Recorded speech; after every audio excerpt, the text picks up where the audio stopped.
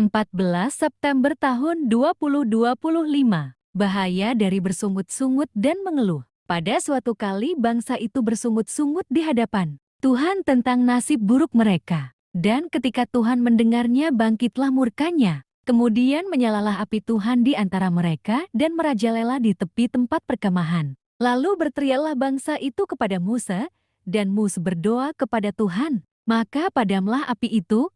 Bilangan 11, 1-2. Ibrani 11:6 merupakan pasal dalam Alkitab yang terkenal yang menyebutkan bahwa jika seseorang tidak percaya, ia tidak dapat memuaskan Tuhan. Iman itu penting untuk menerima sesuatu dari Tuhan.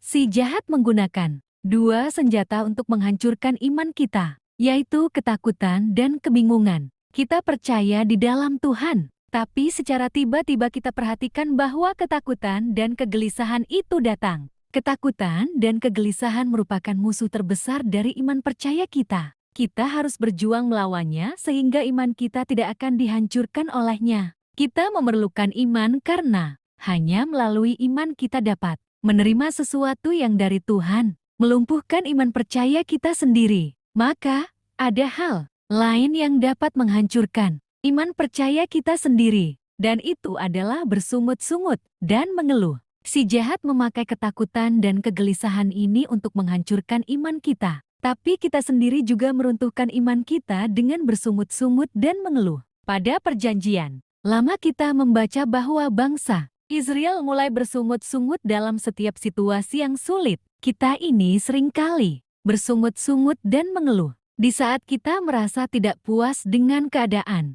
Alasan bersungut-sungut dan mengeluh. Ada begitu banyak alasan untuk mengeluh. Salah satunya adalah mengasihani diri sendiri. Kita ini bersedih karena apa yang orang lain perbuat terhadap kita atau karena kesulitan yang kita hadapi. Hal lain adalah keinginan untuk dikasihani oleh orang lain.